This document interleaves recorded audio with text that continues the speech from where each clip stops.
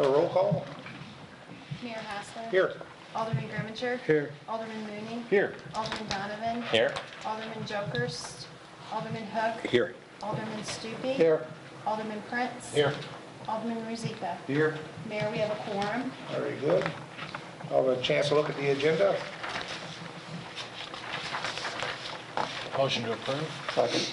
All in favor? Aye. Takes us right down to the city administrator. Excuse me. Bless you. Okay, after several weeks of conversations and me getting continued reassurances that the EVA was going to go along with the program, they finally did. They brought us the check that they owed us for the back rent, executed the amendments to the lease, and we'll start making the new payments with their next monthly payment. Great. I'm going to ask about 10th Street. Joker said that they've made further improvements on 10th Street. I never noticed, Okay, but I would have thought I would have seen new blacktop. Yeah. 10th and Market. So we're working at Mississippi Lime, and I'm going to go take care of that. And then I'll have to get with it. You haven't been in Queen Anne's Lace, a new store that opened on Main Street. I recommend you go in. Not that you're interested in the 3rd Street, not that you're interested in the merchandise necessarily, unless you're buying a gift for a significant other or a relative. But it really is nice. I mean, they've really done a good job with that facility, and I wish them great success. Great. Next door to the right of them, the south of them, there was a grand opening for the photographic studio. Again, a great remodeling job. A unique kind of merchandising program. Instead of just, you've got 9 artists that are displaying there, I guess on consignment. He's going to give photography classes there, and then there's a 3rd element to his program where he does, like, he's going to do drone photography and some custom corporate work. So it's kind of a 3-element business plan that I think I hope will work out. And called about, met with Kara, the outgoing president or chair or whatever they call him of the Downtown Renewal Group. And she said the wayfinding signs are still being powder coated, but she said that she'd like to get it done before the end of the month for Rural Heritage Days, but under any circumstances it will be done shortly thereafter. So the talk to the company on the trash pump, as we had anticipated. All trash pumps are in service, but they're working diligently, and I told them that they needed to be able to respond to my order, or I'm going to have to rebid it. I mean, I can't let it stand there forever, and so she promised me she would respond. Kenny's here to talk about the fire truck. I kind of put it down, our conversation down here, but I'll let him tell you what their plans are personally. I had mentioned to you once before the kind of obscure state statute that's 4 years old, I think you said, Mark, on the insurance indemnity of cities for festivals that they produce. The mayor had attended a meeting of the Jour de Fête committee, and they were talking about the effect that insurance is having on their ability to operate, the insurance cost, and we're looking for ways that maybe they could combine with the city to improve the things. Mark reviewed that statute and suggested that it does, to a certain extent, indemnify the cities if the city follows the provisions of the statute for festivals that the city sponsors on city property. But when you have a festival that a third party is arranging, organizing, and carrying on property they own, it would be a stretch to think that that would extend to them. But I did talk to NPR, Missouri Public Risk, today. I'd sent out an email asking if there's any way that we can work with Jour de Fête on trying to use our insurance coverage, and maybe it would be less expensive and they could compensate us and so he didn't say no, But he said that he needed to consult with the higher-ups before he told us. I don't know, it didn't sound real hopeful, but maybe there's something there, and if there is, we'll pursue it. Their property is that park area down there, that's, Yeah, where they the- own that? Where, yes. Because a lot of it's city streets, and that would be, The city streets would generally cover it for our liability Right. if we aren't negligent and allow an unsafe condition to occur. right. But but they're carrying insurance to cover liability on their property, and I'm probably going to have to continue to do that, but we'll look at it. Forget where I was, but the announcement was made that the Wholesome sponsored household hazardous waste collection program at the recycling center will be on October the 21st. So if anyone has hazardous waste, electronic, so they need to get rid of, they can do it on that Saturday from, I think, 8 to 4 is the, do they go to 4? No, 8 to noon. 8 to noon. Yeah, 8 to noon. Especially old TVs, because a lot of them now are not even taking old TVs, and it's Do you- expensive to get rid of them. Do you pay the No, Wholesome to it's- take it? Wholesome takes the TVs. Because I know some of the recycling Yeah. places, you gotta, even Yeah. still pay for them to take TV. Yeah. If you take anything there commercially, you have to pay the whole, For commercial, yeah, but not for. right, commercially, a business Right. takes something there, you Right. have to pay.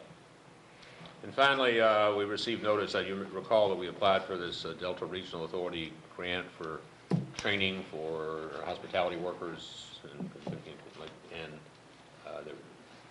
in their, 8-state region. They awarded 16 grants, and ours was not one of them. That concludes my report. Thank you very much. Keeney? Oh, I'm sorry, Bob? Got a question for my friend here? Yes, well, since Martin covered it under his, this PIVA lease, just doing a little math here and stuff, that'll bring our lease up to $142,116 a year, plus the $35,000 they paid us, I guess, in back, which brings it up to a little over $177,000. I don't know, what's our feelings as far as earmarking more than $20,000 of that money a year for a capital expenditure, or, All of the money that comes in goes into the general fund, right, unless it's a designated fund where we have to account for it separately. You expressed your priorities through the budget, so the earmarking process would come from you're making a budgetary decision every year to spend that much money on transportation improvements or whatever. So it doesn't require, there's no accounting that we do really, it's just a question of budgeting.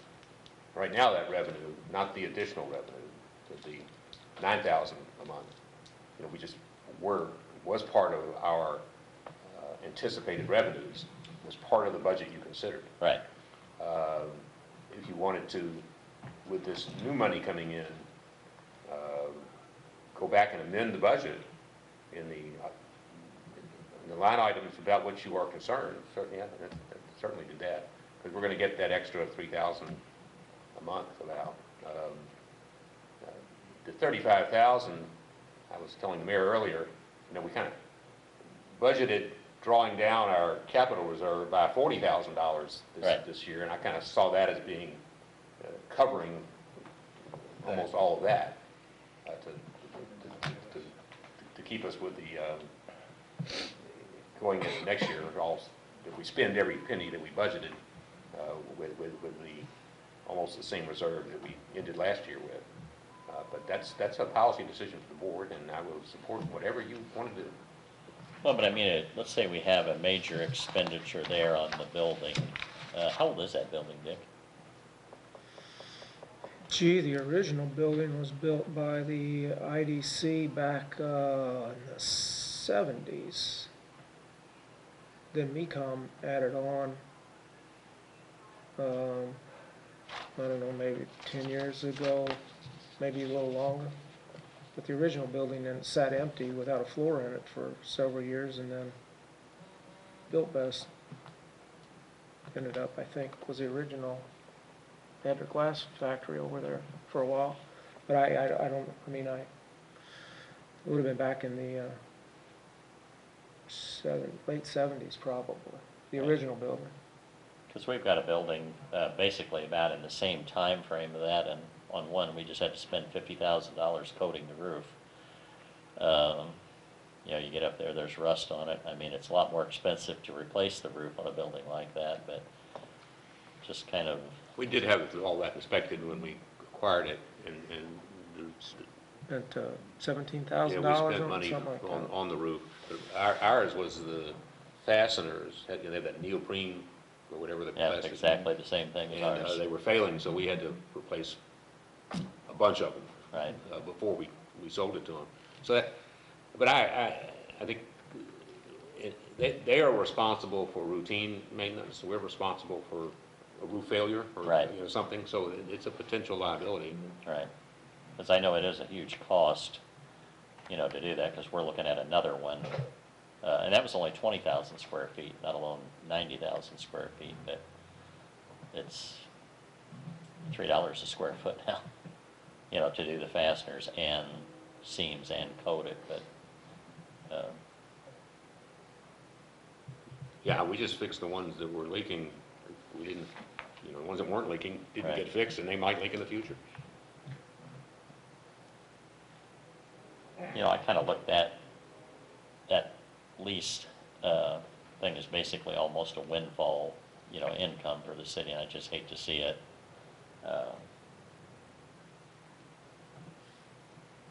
not get put aside for something, some capital expenditure, like maybe fixing the roof or something else, but that's just my opinion. Well, we have an extra $3,000 coming in now from that lease that we won't have. Came in next year. this week. Okay. The extra. That's above what we had budgeted for. Yes. Okay. Well, and we budgeted the $9,700 monthly income, not the $11,253. So that's also additional income we'll have, you know, but of 25,000. I agree with you, Bob. Yeah, with the additional income, I don't know if we, like I said, need to earmark it or put it. Well, we'd have to create, we do a budget amendment, creating a maintenance reserve fund. Yeah. And they'll create the dollar amount that reflects. Because we, you know, we talked about the $20,000 for the fire department Right. trucks and stuff, but was that included as a budget?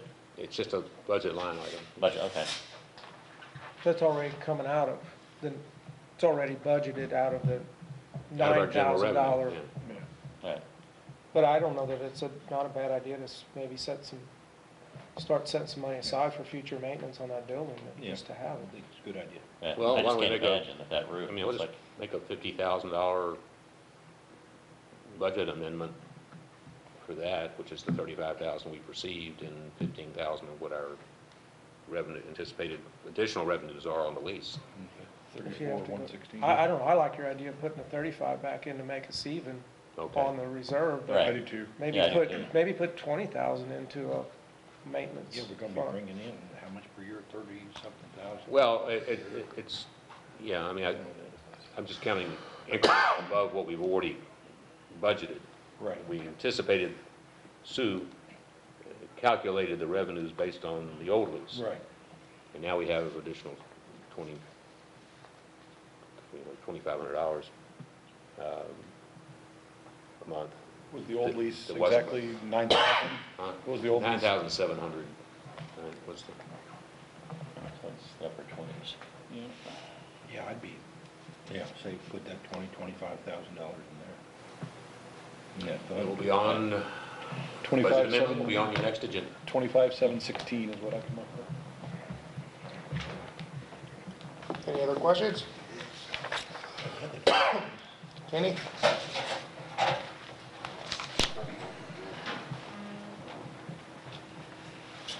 Good evening, folks. Evening. Couple things to bring to attention. Number one is our firefighter of the month this year, or this month is Bob Workman. Been with us for 11 years. I know the mayor's known him for probably a lot longer than that.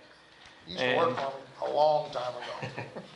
And I don't know if I mentioned it last meeting either, but we recently had one of our firefighters complete fire service instructor level 2, which is the highest level instructor in the county.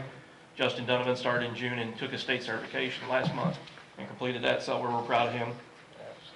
I have a note on here about annual pump testing. This is something we do every year, and by doing that, we show that we certify our pumps where if there would be a failure and somebody would get hurt. We've at least done our due diligence and we've checked to make sure the trucks are working the best they can at the time they were tested. We did have a failure on the 1993 pumper. I just got the estimate emailed to me today, and it's looking like $1,300 wise. Before I'm going to go forward with that, I first of all need to talk to my guys, see if we think we can handle it in-house. We try to do as much of that in-house as we can. Save, because the biggest thing is the labor cost on that. On the ladder truck thing, we're progressing as we would expect. All the contracts have been signed. I did forward a emailed version of the contract to Sue to attach to some things that her Mark's request, and I do have the written contract mail sitting on my desk. I just got it the other day. I'll be bringing that down. Purchase order has been signed and approved, so it's in the works. And we have a pre-construction conference where myself and one of my assistant chiefs will fly up to Minnesota, sit down with them and go over line by line on the spec to make sure we're both on the same page, exactly what each line means. So that's progressing as we would anticipate. I plan on keeping that little column there in my monthly report, so you'll be able to see as much reports as I can give you. If anything major comes up, obviously I'll pass it along and it can be put forward at other meetings. We did get the, as we call it, sorry Charlie letter on AFG grant. That's the federal one. That was one for replacing our hose department-wide, because most of our hose is 20 years old or older. I've been doing some research, and I might be able to write the grant request myself this year and try to resubmit with some additional information, but I got to get it verified for the federal government that I can do it that way before I'm ready to come in and ask for permission to do that.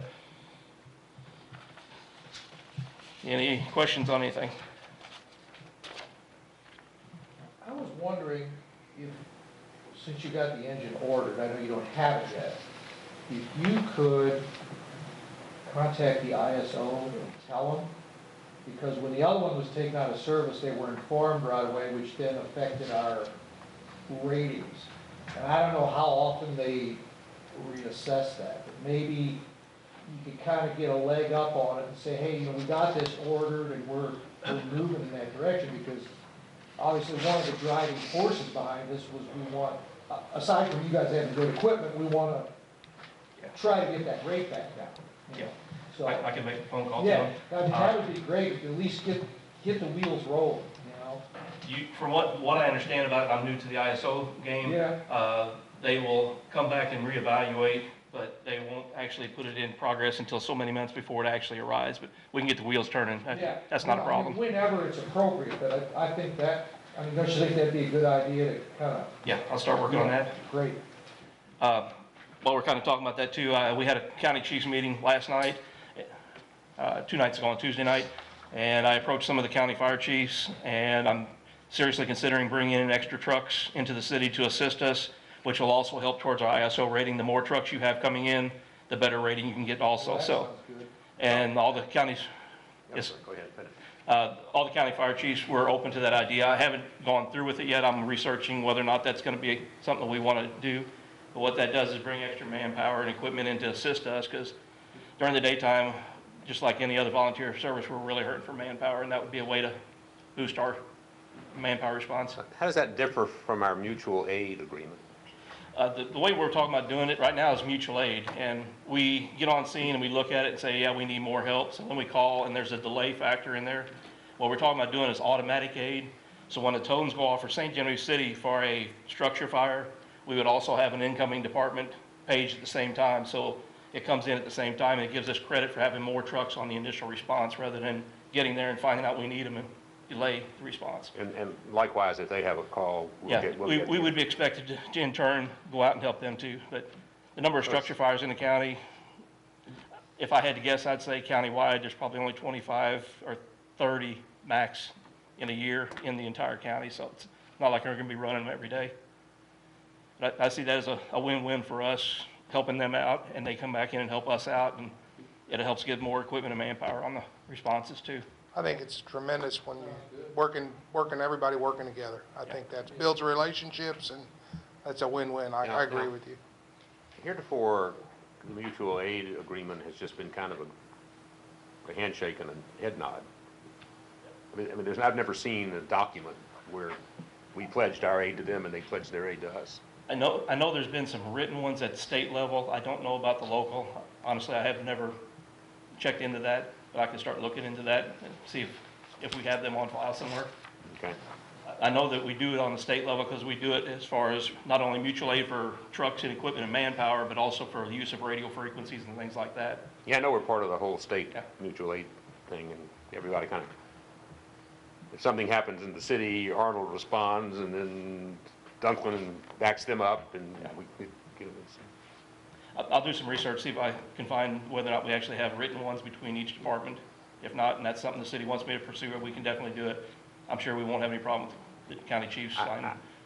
I'm not requiring it of you. It just seems to me if you're going to have this kind of more sophisticated arrangement, that maybe we ought to memorialize it. Yeah, that wouldn't be a problem, I don't think. Okay. Yes, sir. How many firefighters are we down? Right now, I have one open slot. I have a couple of them that are kind of in leave of absence type positions.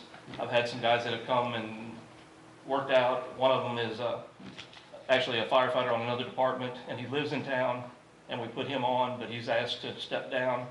I do have one person that we're talking to right now to bring on that would fill me back up, but I could potentially use 3 or 4 more guys to replace some that aren't as active.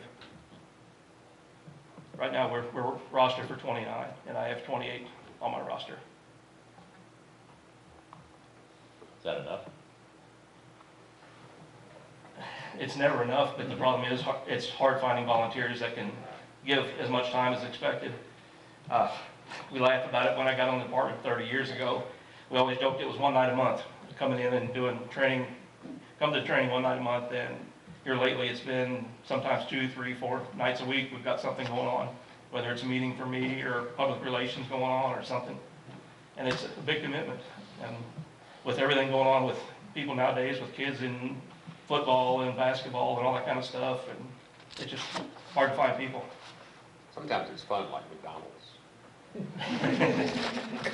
We did go out, and we want to thank McDonald's for that too. We did a benefit out there. They donated to us, and we did some cleaning tables. We even had some guys frying burgers and stuff. We ended up with a total of $720 donation. Some of that will be used for the fire prevention program, and some will be used for the firefighters for snacks and things like that at the firehouse. So. Is that what damage control on what Gary did? Just cleared it? Where did I get thrown in? There it is. I mean, what can, as the city and the board, I mean,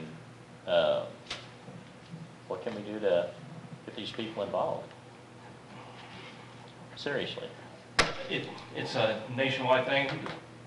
There's some talk in some other departments that actually do a paid on call type thing. And what they do is they pay so much per call or so much per hour. But what you find out there is it works great for the first 6 months or a year, and then people kind of get tired of it again. So I honestly don't know what we can do other than just keep trying our recruiting thing.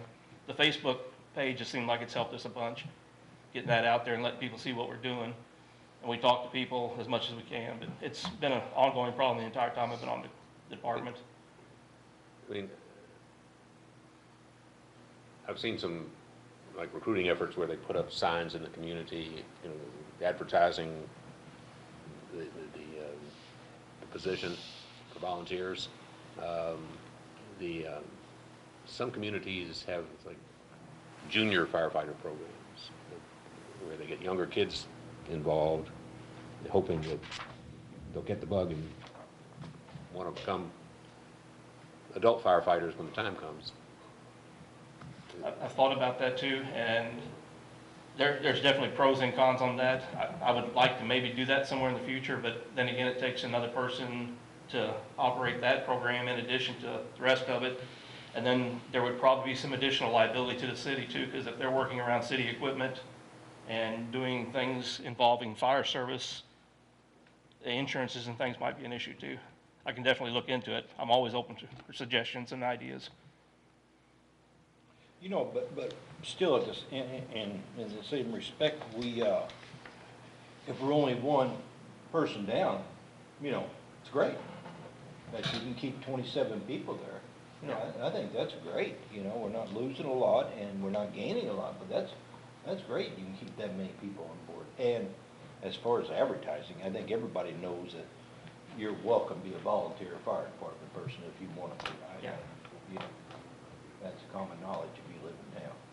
No, but I don't think, the roster being one chart's the real issue, is how many shows up during the day when there's, at their work or at their, And that's, or in the middle of the night when there's something. That's the real counter that I look at. I mean, But you don't have any trouble with that, people showing up, do you?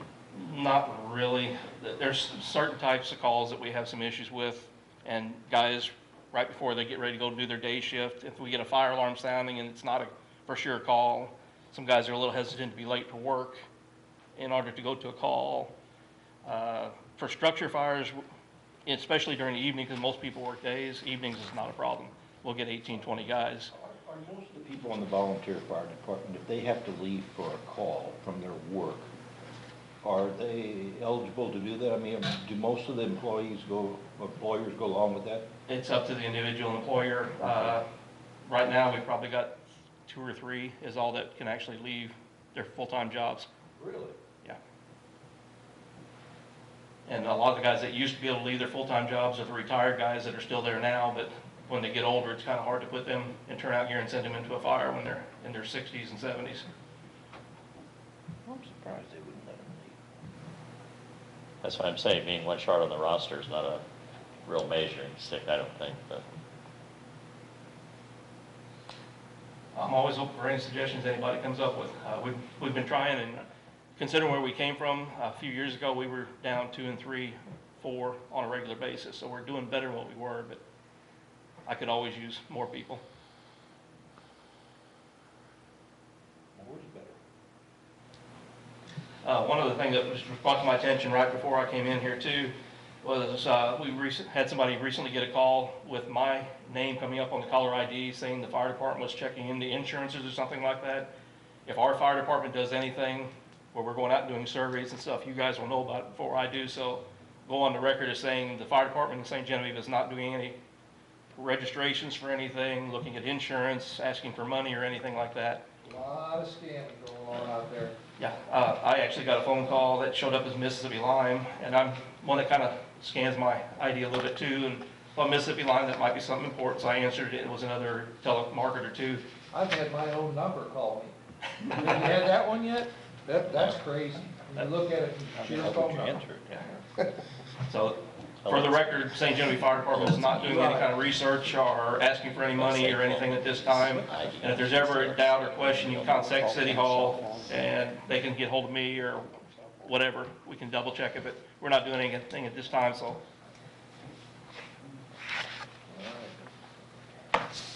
Anything else? Thank you, Kenny. Thank you for your time. Kenny, good job, Kenny.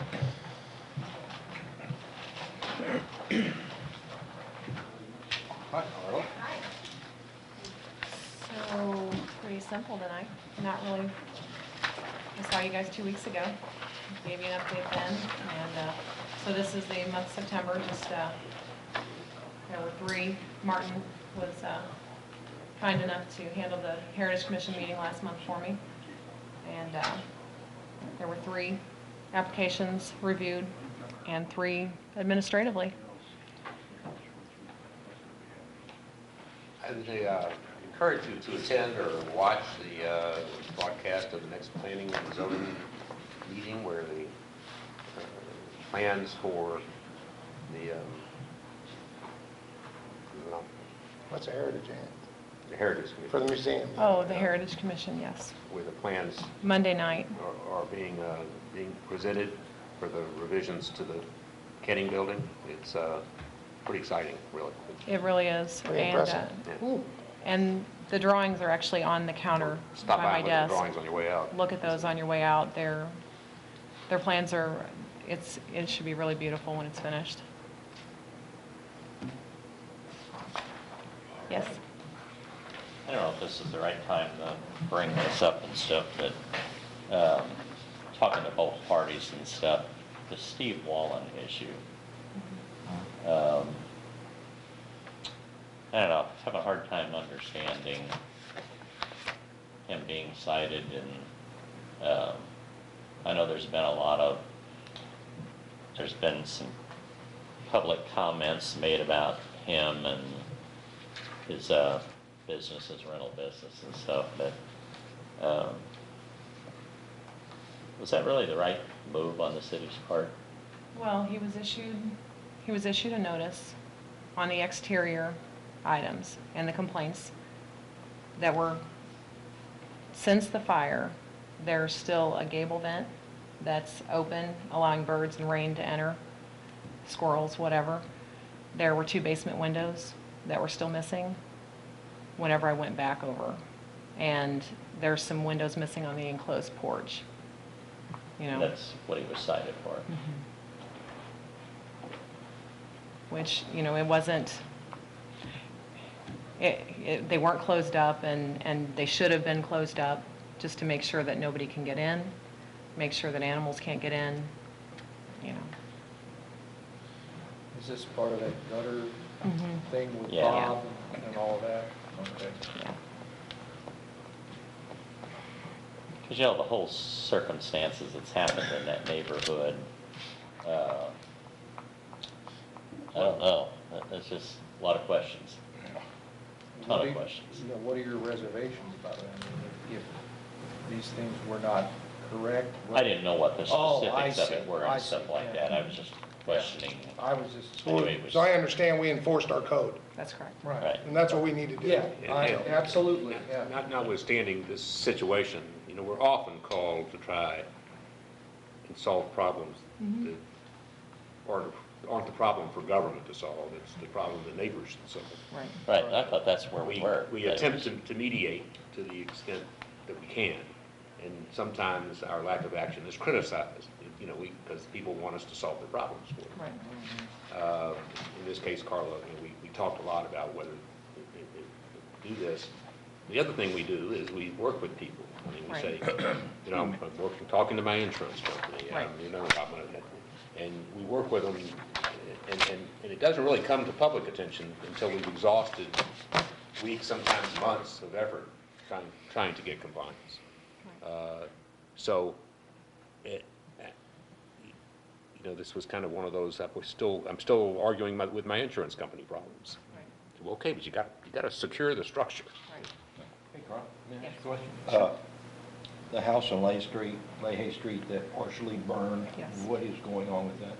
He actually came in this week, and he's hoping that before winter, he can start getting some things taken care of. And he is also in litigation with the insurance company. Now, this structure is secured for people to be able to, nothing to be able to Now, get the one inside. on Market, or Merchant, he's already received his insurance money. Right. Yeah. The one on Leahy, that party did live out of town. That's correct. Still the same owner? That's correct, yes. Okay.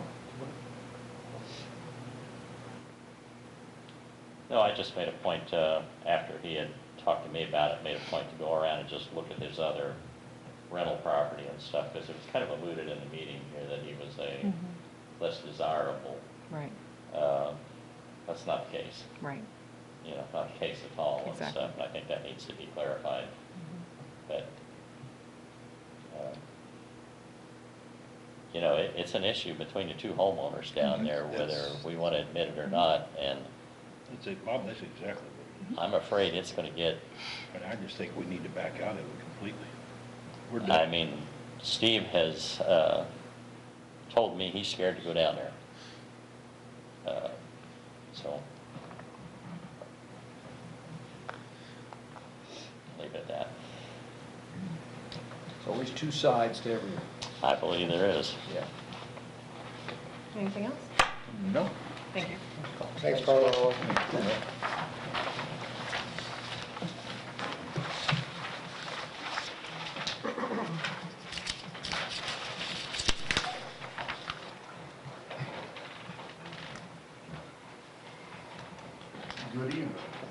Once again, we start the report with mowing and weed eating, but it has come about to an end. We finally got into doing some asphalt repairs that are much needed. Next week, we'll probably be asphalting about every day. And I think we got caught back up with Steve on water patches. We got LaPorte Street done, replaced part of the sidewalk that they had to tear out. Rick, we worked on the pond. Looks better. We got our gates done on our new fence over there finally. The old fence has been dismantled, so we'll be able to start utilizing all that extra space. Been doing some sweeping.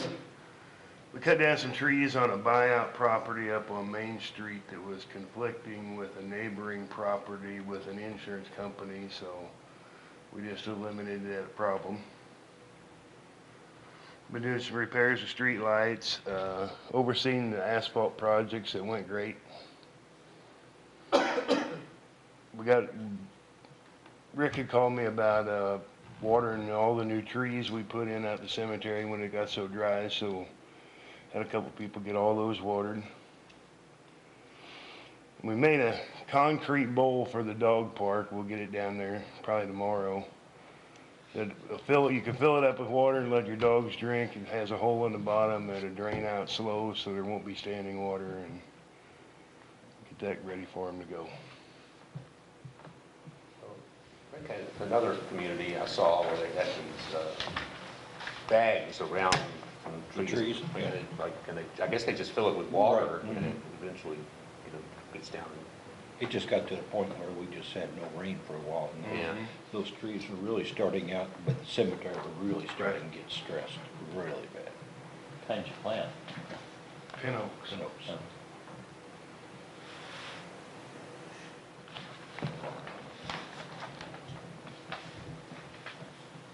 Is that it? Thanks, Gary. There. Takes us to committee reports.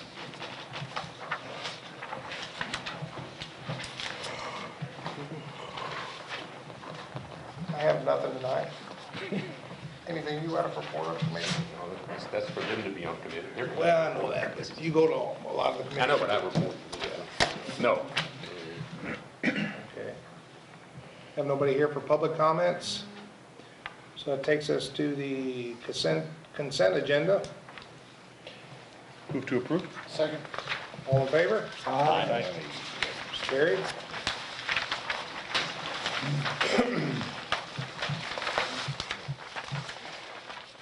Takes us to old business. First bit of business is bill number 4191, an ordinance of the city of St. Genevieve, Missouri, amending section 215.330, nuisance declared of the St. Genevieve Municipal Code as set forth below. Move to approve? Second. I'll take a roll call vote for the second reading. Alderman Grimminger? Yes. Alderman Mooney? Yes. Alderman Donovan? Yes. Alderman Hook? Yes. Alderman Stupi? Yes. Alderman Prince? Yes. Alderman Rozika? Yes. 7 yes, 0 no's, 1 absent. Bill number 4191 now becomes ordinance 4110. Thank you. Bill number 4192, an ordinance of the city of St. Genevieve, Missouri, amending section 205, animals, article 3, chickens, section 205.20. Keeping up, chickens. How come you guys always laugh when you say that? I guess we don't have chickens. That's why. Allowed on all detached single-family lots, A, 3D of the St. Genevieve Municipal Code and set forth below. Motion to approve? Second. Roll call vote. What are you laughing at? Alderman Rozika? Yes. Alderman Prince? Sure. Alderman Stupi? Yes. Alderman Hook? Yes. Alderman Donovan? Yes. Alderman Mooney? Yes. Alderman Grimminger? Yes. 7 yes, 0 no's, 1 absent. Bill number 4192 now becomes ordinance 4111. Okay, it takes us to bill number 4193, an ordinance approving a memorandum of agreement with Alliance Water Resources Incorporated, a Missouri corporation, to modify the initial professional service agreement dated August 12, 2010. And this modification is a renewal, and it's under the maximum amount that's allowed by our existing contract. Motion to approve. Second. We'll have a roll call. Alderman Hook. Yes. Alderman Donovan. Yes. Alderman Stupi. Yes. Alderman Mooney. Yes. Alderman Prince. Yes. Alderman Grimmer. Yes. Alderman Rozika. Yes. 7 yes, 0 no's, 1 absent. Bill number 4193 now becomes ordinance 4112. Thank you very much. Takes us to new business. This is bill number 4196, an ordinance approving a tax exempt equipment lease purchase agreement with FS Leasing LLC. And what precisely is all of this? Police cars and the skid Okay. steer loader. Okay.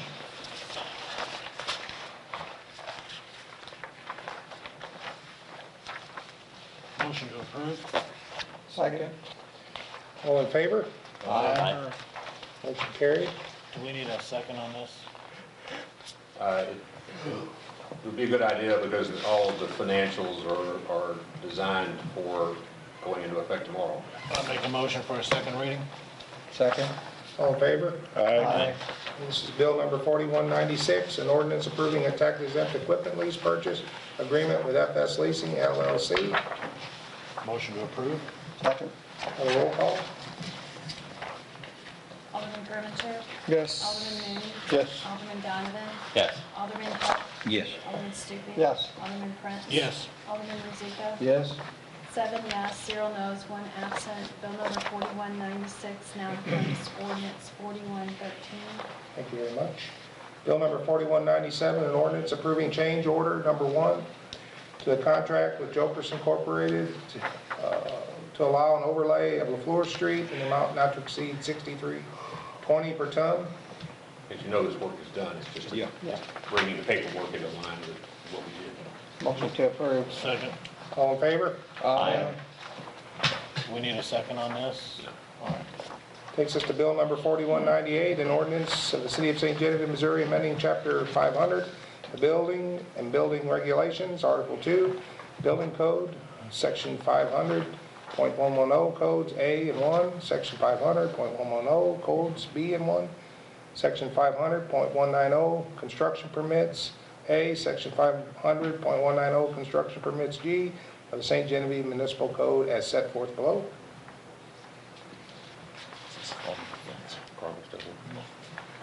Carl is still, yes.